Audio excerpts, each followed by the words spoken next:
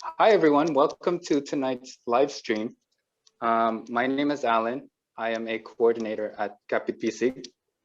And I'd like to welcome you guys to the first of a series of videos where we talk about issues concerning what the Filipino community in Montreal is going through during the pandemic.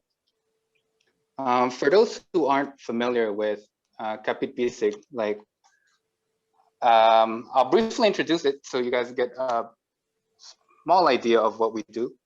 But if you would want to look deeper into it, there's always our website, which is kbmontreal.ca. So Kapit-Bisig is a mutual support kind of network where, well, it's a community care network really for the Filipino community in Montreal facing challenges of COVID-19. Things that we do include the distribution of food, distribution of PPE, community support, youth mentorship, as well as advocacy work. Among the members that are involved in Kapit-Bisig are organizations like the Filipino Support Group of Montreal, PINAY Quebec, Anak Bayan Montreal, Center for Philippine Concerns, in collaboration also with the Immigrant Worker Center. And it's also important to note that our project has been financially supported by organizations like Shift Concordia, Centraide, and the Canadian Red Cross. So tonight we have a really interesting talk. We'll be talking about the vaccine, trying to demystify some of the ambiguity that's been going around the community.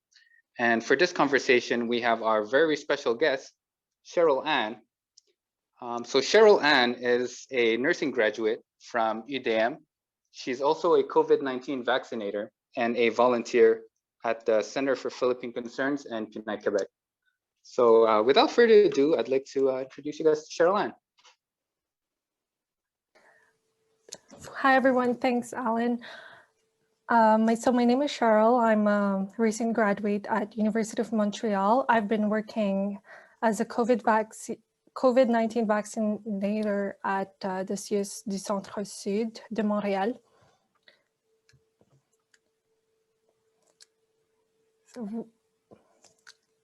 So for this presentation, I'll be giving an overview of what is COVID-19 and what are the two vaccines that are authorized here in Canada as of today.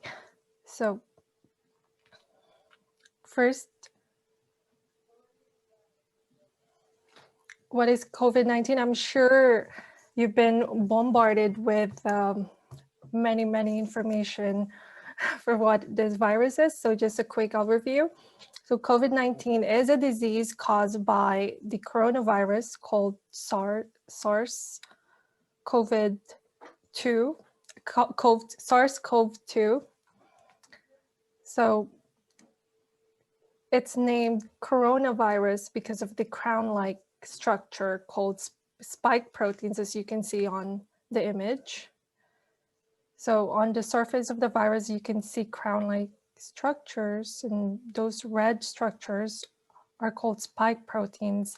And these spike proteins allow the virus to attach or to infect human cells.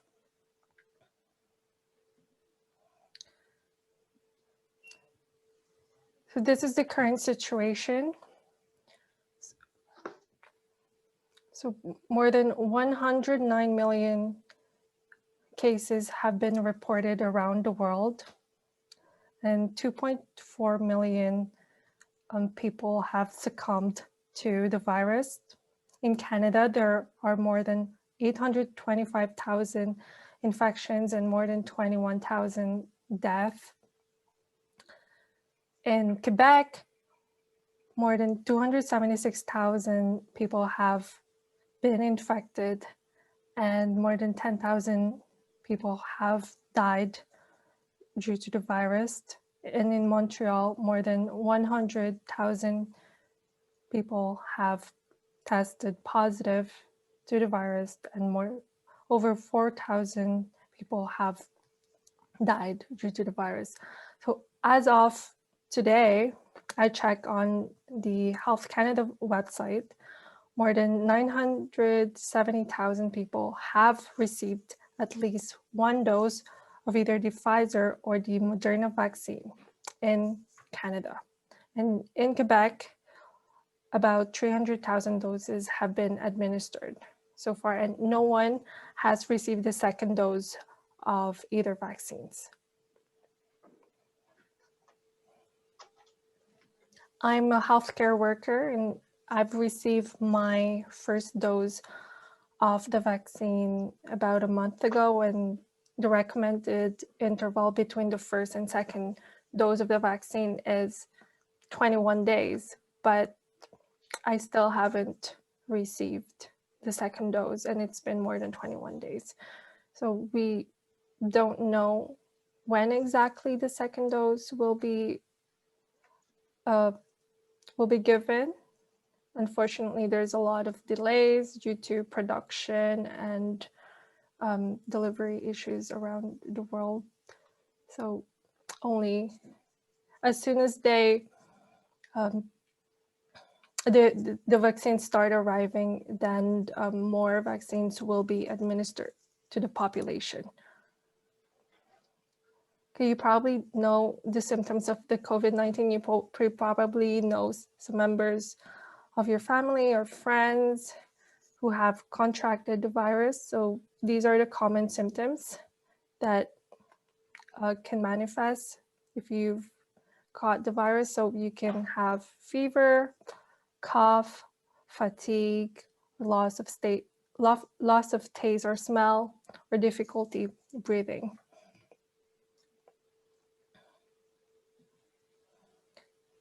So some people, the symptoms of COVID-19 can persist for months. So this is called the post-COVID syndrome. So some of the symptoms that I mentioned previously, fatigue, the shortness of breath, the cough, all those can persist. There's also other signs and symptoms that can linger, like muscle pain, headache, cardiovascular problems, and memory or concentration problems. So recently, a clinic that specializes in post-COVID syndrome was opened by an infectious disease specialist to study these long-term effects of COVID-19. So there are currently 2 authorized vaccines against COVID-19 in Canada. You probably heard of it. There's the Pfizer vaccine and the Moderna vaccine. So both are messenger RNA vaccines, so mRNA. But before I explain how they work, I'm going to provide an overview of how vaccines are developed, specifically here in Canada. So the 2 vaccines that I've mentioned have passed all these steps. So from the development to the manufacturing. So they were able to accelerate this process because they treated the COVID-19 pandemic as a priority, and they really allocated a lot of resources into the research and development of these vaccines. And unlike what you probably heard amongst your friends or on social media, this mRNA technology is not new. It's the first time that we're administering it to humans, but this vaccine has been around for more than a decade, since the avian flu. So the development of mRNA vaccine didn't start when COVID-19 appeared. The research was already going on even before the pandemic. So there you go. So each vaccine that gets approved by the Health Canada have to go through this additional steps. And even if the vaccine is already administered to the population, there's still an ongoing monitoring of the safety and efficacy of the vaccine, so it never stops. Okay, so how do mRNA vaccines work? So to describe it, I'm going to use the analogy of a recipe. So the mRNA vaccine is like a recipe that teaches our cells how to make the spike protein. So the structure on the surface of the virus. So when it makes when it teaches our cells to make these spike proteins, it triggers our immune system to produce antibodies. So once our immune system is triggered and it produces antibodies, it helps us fight the infection if ever the real COVID-19 virus enters our body. So for the vaccine to be fully effective, you need to have the 2 doses. So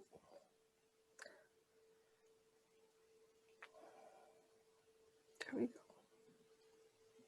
So the Pfizer vaccine is only approved for people who are 16 years of age and older. It's the one that I've received a month ago. So it's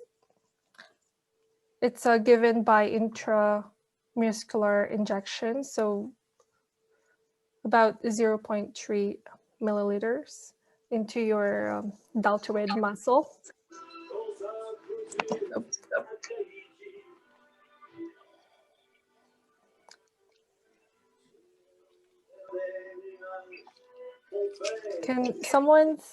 Sorry, I can hear someone's music.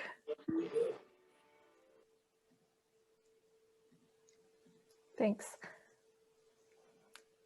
So based on studies in about 44,000 participants, they found that the Pfizer vaccine was 95% effective in preventing COVID-19 starting 1 week after the second dose.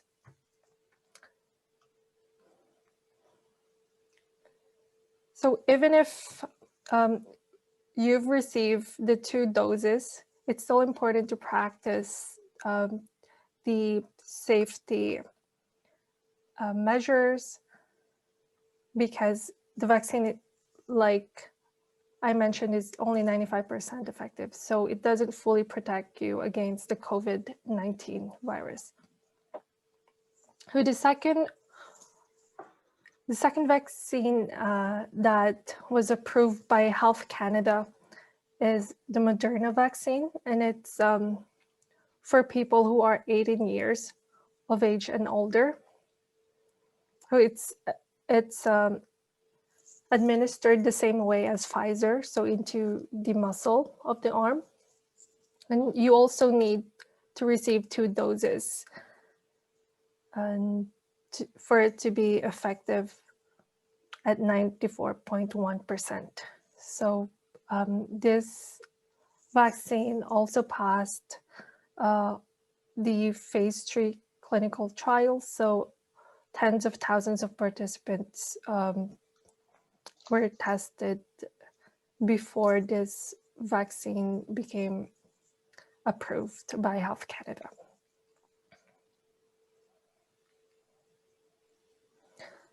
So when you're going to have your appointment to receive the vaccination, right now you cannot choose which vaccine you'll receive.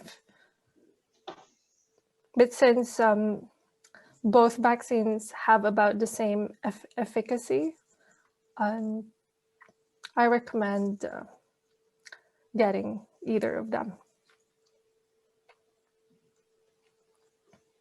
So these are the possible side effects of the vaccine. So I experienced some of it. Like I experienced pain at the site of injection. I also experienced some fatigue, but you can also have fever or body chills.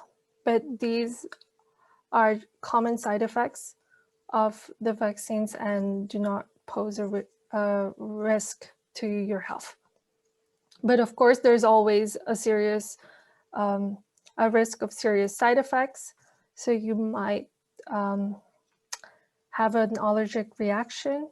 So before you receive the vaccine, you'll be evaluated by a health professional. So they'll ask you about your health history, and if you've had any adverse reaction to any vaccine in the past, so we can prevent any serious side effect. But to date, unlike what you heard probably in the media, no serious adverse effects have been reported with these two vaccines. So who can get the vaccines? I checked the Government of Canada website and it says this: the vaccine, free vaccines will be available over the course of 2021 to everyone who lives in Canada. So from what I've seen at work, even those who have no Medicare card were able to receive the vaccine. So we vaccinated the homeless population recently, and some of them didn't have Medicare card. So yeah, so as long as you live in Canada and you belong in one of the priority groups, you'll have access to the vaccine. And in Quebec, too, the government stated that the COVID-19 vaccine will be free for anyone who wants it. So if you receive any electronic communication or a call offering you to get vaccinated for a fee, it's a fraud. So you need to report it to the Canadian Anti-Fraud Center. So no private company can administer the vaccine for a fee. So this is the priority. These are the priority groups. So right now we're at we're only until number 3 or 4. So our supply of vaccine is very limited right now. So we're not able to vaccinate everyone yet, but the government recently announced that we will receive millions of doses by the end of March. So perhaps in a month or two, the rest of the population will be able to receive the vaccine. So even if you've received the first or 2 doses of the vaccine, it's still important to practice the safety protocols.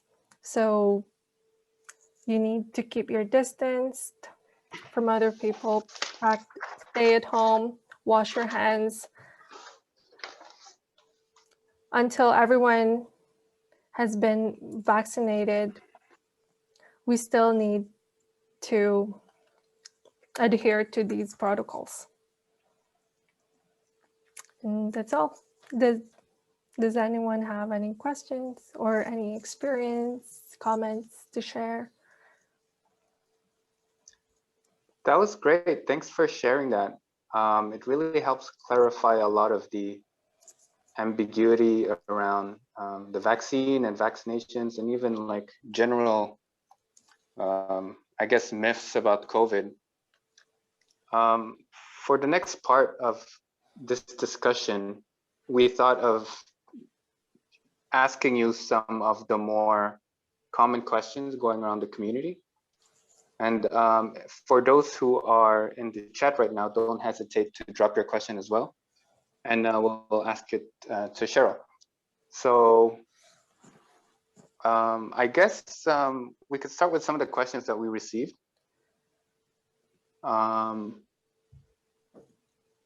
The first one that we have is kind of understanding the different kind of definitions, I guess, like, does it make you immune? Does it make you resistant to the infection? Or does it just lessen the impact of the virus? So with regards to the COVID vaccine. So like I mentioned, it doesn't give you 100% protection against the vaccine. So it helps you produce the antibodies that helps fight the infection. So if you get infected by the COVID-19 virus, your immune system is already prepared for it. It already knows how to produce the antibodies, so it will lessen the impact of the virus. So I guess that kind of follows up with another question we have here. Can you catch the coronavirus by taking that vaccine? So I guess the answer is yes. You could still catch it. Yeah. You can still catch the virus. So like I said, it helps you. It helps your immune system make the antibodies to fight. So you mentioned how it worked basically is by having our body's immune system prepared for the vaccine. Basically, is that? Oh, how it works? Yeah. How does it work? Pull out my slide again. It's better if you're able to visualize it.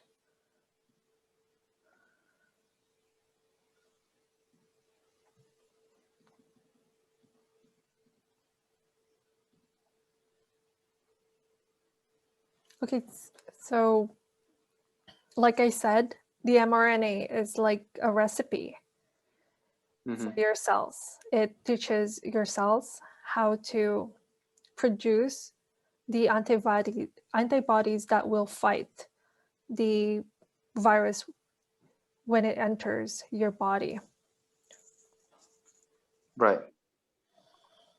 You mentioned how Canada is has approved 2 vaccines from 2 different companies, right?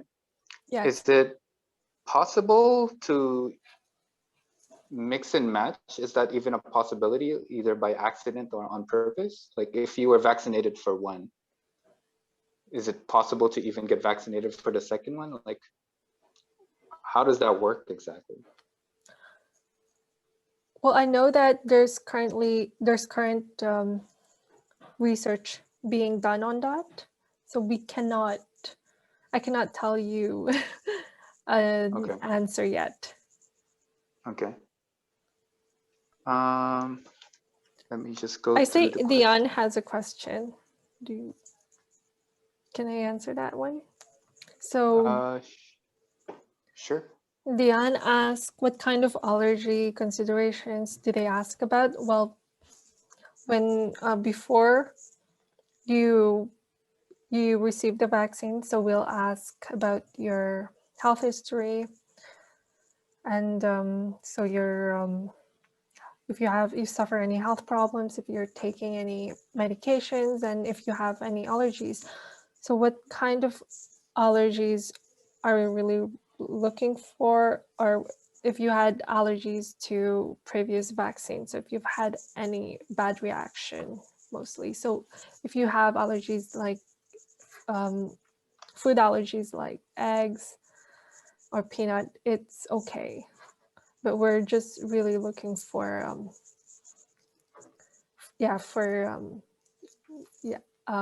reactions, bad reactions to previous vaccines that you've received. Great. Thanks, Deanne, for asking those questions. And yeah, to the chat, don't hesitate to keep posting them. Keep them coming. How does one get vaccinated? Like, is someone from the government going to reach out to said person? Is it something you have to make it proactively do yourself? So for now, all vaccine administrations are by appointment. So your employer, if you're in one of the priority list, your employer or your health care provider will call you. So it's all on the government website. So it says there that you will be called by your healthcare. Either your local healthcare provider. Okay. Yeah, like you mentioned a list of a priority list in your presentation, right? And I guess for those who aren't, and you said we weren't that far deep in the priority list either. So I guess right now it's just a question of patience for those who haven't been called, and like they'll eventually get to these people. Like, I guess this is a personal question for me as well, because my grandma is over 80, and I assume that she is a person at risk, but she hasn't heard of any kind of anybody contacting her about a potential vaccination. Yeah, right now, like I mentioned before, we have a shortage of vaccines due to production issues from the manufacturers. So until we have vaccines available, we can't really vaccinate everyone yet. Okay. I guess this goes, it's in continuation with who is eligible to be vaccinated. As you know, a lot of the members of our community could be migrant workers. And you did say that like Canada would want anyone who wants the vaccine to get the vaccine, basically. So does that apply still to them, to people of temporary status, or for those who don't have status at all?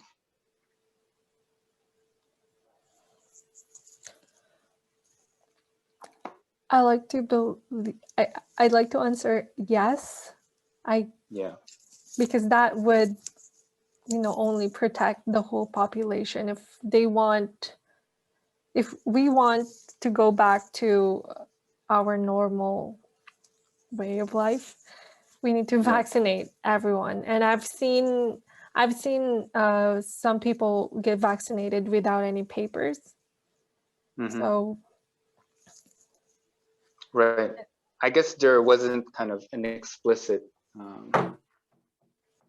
they weren't explicitly mentioned that they had access, right? Like, we're just assuming that those who want the vaccine will eventually be vaccinated based on the priority list. Yeah, that's the only way we can, we can go back to not having to wear a mask, not to having Yeah. to go, through lockdowns. So we need to vaccinate everyone so we can achieve that. The following questions are more like chismes, I guess, kind of rumors going around the community. Like some people talk about how there has already been deaths in Europe for like initial vaccinatees, I guess. Does that have any kind of truth to it?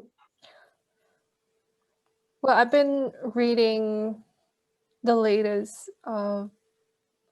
research from and published by Health Canada on their website, and to date, there has been no adverse reactions related to vaccine. They cannot.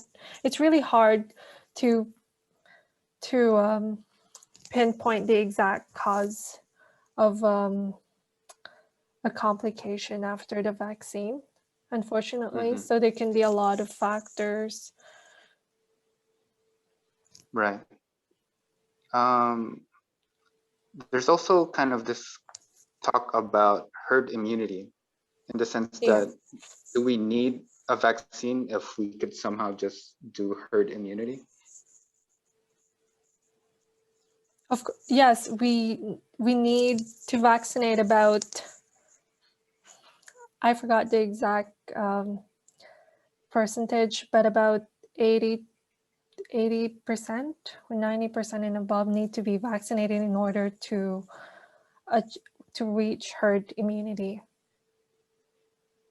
Oh, okay. And so it's through vaccination that we actually get through herd immunity, as opposed to with herd immunity, we get rid of COVID. Yes, as you can see, I showed you how many people have succumbed to the virus. So just, if we just let the population get infected naturally by the virus, it will cause a lot of death. And yeah, and as you saw, there's a lot of long-term effects related to the virus. So, you got to weigh the pros and cons of that. And even if you've caught the virus, we don't know how long you're protected against the virus. That's why it's still highly recommended to get the vaccine. Right. Another question here, which is kind of out there, but is definitely going around. Again, it's more chismes than anything, but is there any truth to somehow the vaccine being a tool for control or getting into your brain, some kind of chip implantation? Like, is that even possible, or is there any truth to that with the vaccines? Okay, let me tell you, I was also hesitant before I decided to get the vaccine. But I've read through research. I went to read articles from trusted sources of information like Health Canada, the Public Health of Quebec, and other research publications. And yeah, there's no there's no mention of no, there's no there's no microchip in the liquid. And I've seen it. I've held the vaccine in my hand, and it's transparent liquid. It's like water. There's really nothing. Well, Sure. Yeah, so that is the questions that I have on my side. Like, I open the floor for more questions, maybe from our chat. So Deanne says, I don't know if this question is within the scope of your expertise, but I'm curious, if there's a shortage in vaccines, is there any reason why only two huge companies, Pfizer and Moderna, have monopoly over the vaccines manufacturing?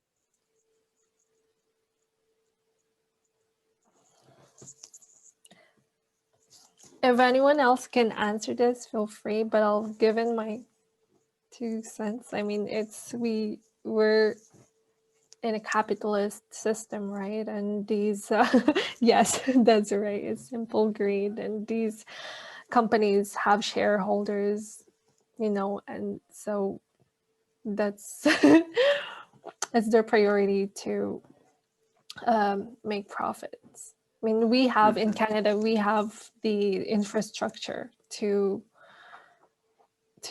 create these vaccines, and Yeah. yeah, there's no reason apart from simple greed. Sure. Although I heard in the news lately that there has been plans for not the Pfizer or Moderna vaccines, but the Novavax. They're planning to make them here in Canada, but they're not as effective as the Pfizer or Moderna vaccine. Do you mind developing a bit on like what it means exactly, this whole question of efficiency, right? So you mentioned how one of them was less efficient than said Pfizer and Moderna. Does that mean that there's more likelihood for more symptoms, or it's more likely for you to just not be effective at all, or does that mean you need a higher dosage? Is this something you could develop a little bit? So I don't really know the technicalities on how they produce the vaccine. I just know that the mRNA is the main ingredient in these vaccines. So the other vaccines may not be mRNA vaccines. So that's probably why the efficacy is different. Right. I see another question from Deanne. What do you want people to know about the work you've been doing as a vaccinator? That's the first one. And second question is, how has your experience been so far? Thanks, Deanne. Yeah, it's really been interesting these last few months that I've started working as a COVID vaccinator. It's my first job as a graduate, so it's it's not a typical experience of a newly nursing graduate.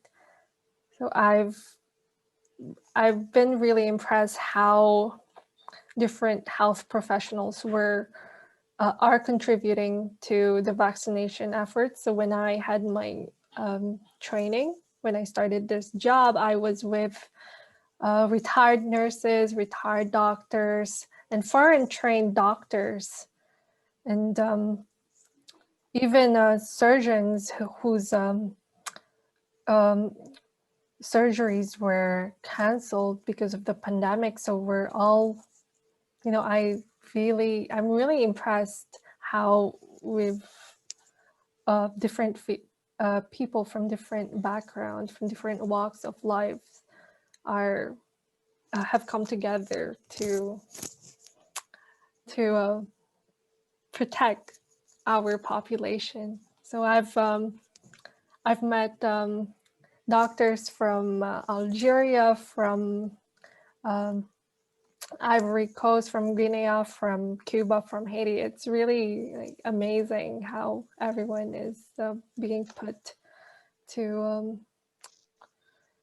how everyone is mobilized. Even students, first year students, medical students, nursing students. We're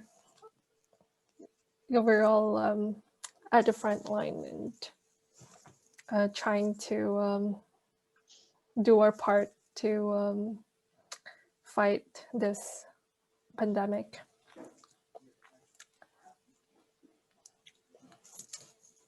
Great, thanks for sharing that. I was wondering if anyone had other questions. Oh, okay, yes. Does anyone has any comment? I'd like to hear if you've had any experience in your family or amongst your friends. If anyone have anything to share. Is anyone hesitant in getting the vaccine here?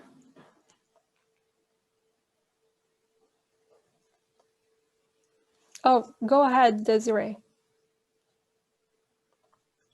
Hello. Can you hear me properly? Yes. I'm not echoing or anything? That's fine. We're good. So in the beginning of January, a client of ours told us that he was tested positive on Friday evening, and we saw this client on Monday. So me and my colleague had to go get tested, and so the whole weekend was like a waiting game for my results. And wow, waiting for results is so stressful. People talk about how uncomfortable it is to get tested, but nobody talks about how nerve-wracking it is to have to wait for their results. I guess I was particularly nervous because that same week I wasn't sleeping properly, and I also had started school that week, so I wasn't like at my most healthiest to begin with. And so, yeah, that stirred some anxiety in me. And I guess everyone receives automated email notifications from the government to follow your symptoms. So when I got that, I thought that meant that my test was positive. And it creates so much anxiety in you because you have to worry about your week, how you're gonna go to work. It's just so sudden, right? Yeah.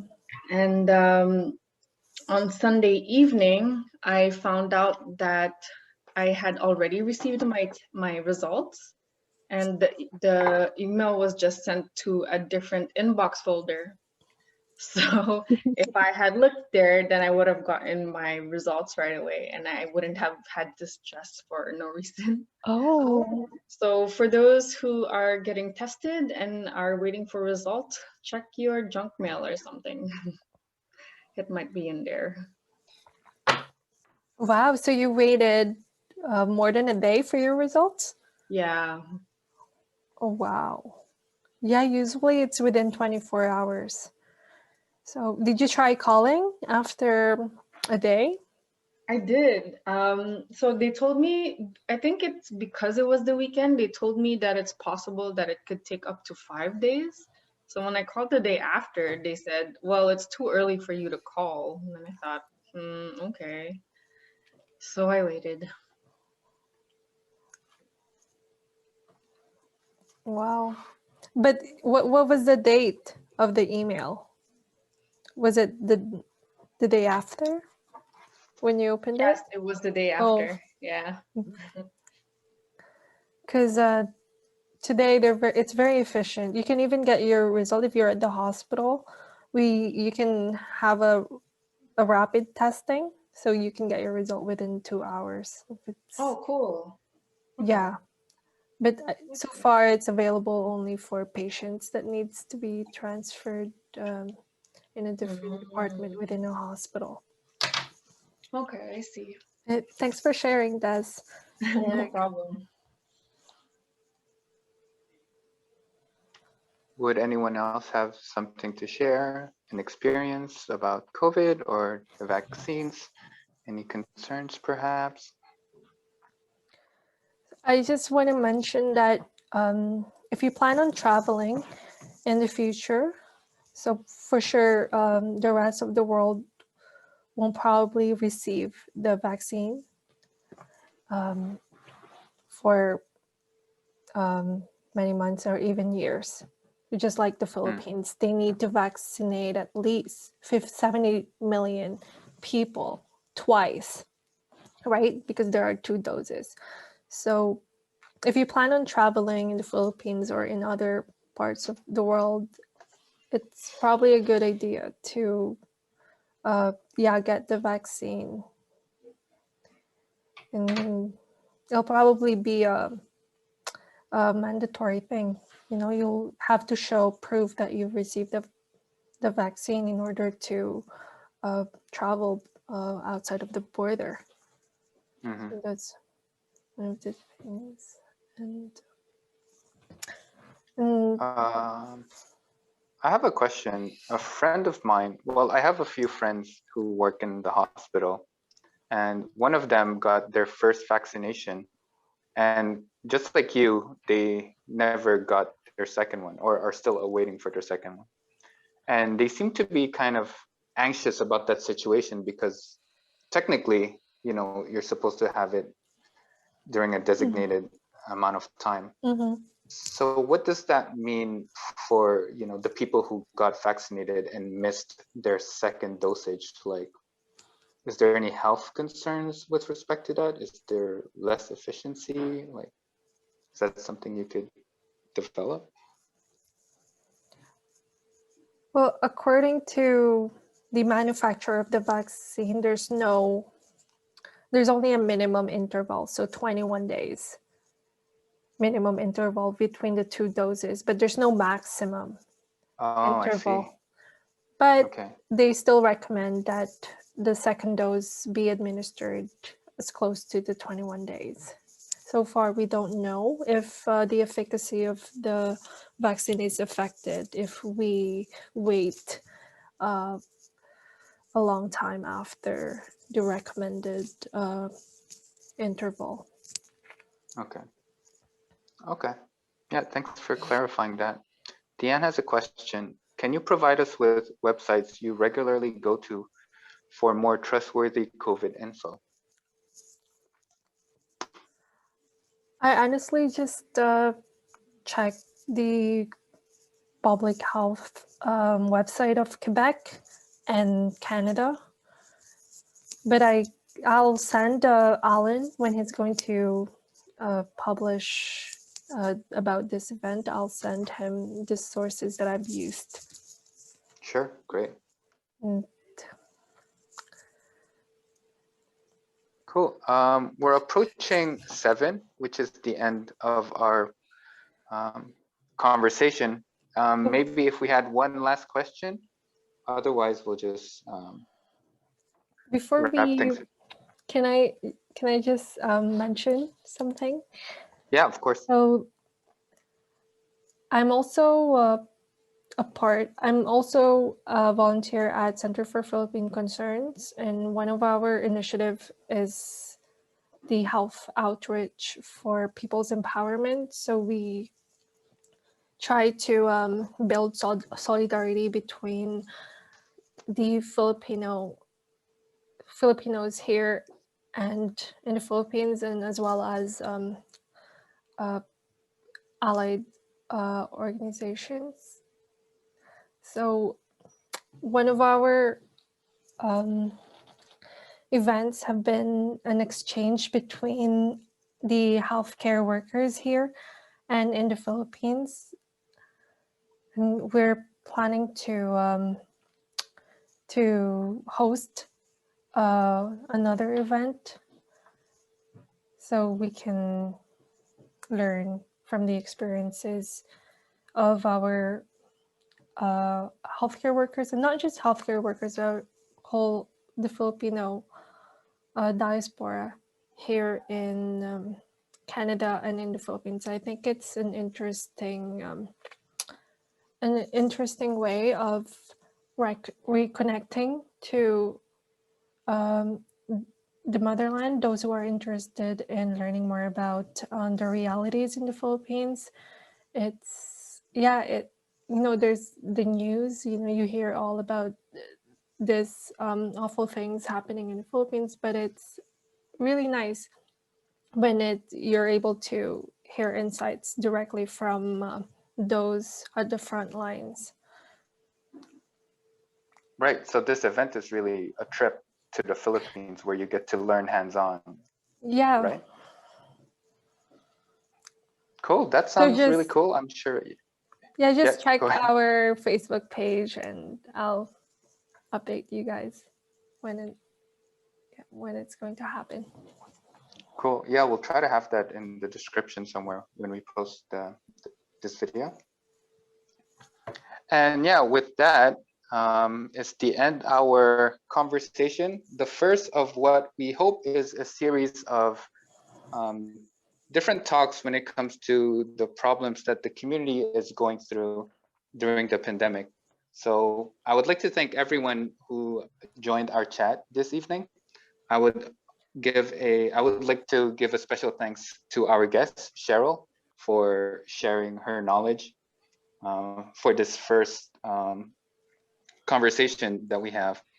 And yeah, I hope that you guys will join us for the next one. And if you have any kind of questions about KB and what we do, or you want to kind of get involved, and not just KB, but also the different organizations that are part of Kapit-Bisig, then you could check out kbmontreal.ca. Thanks everyone. Bye.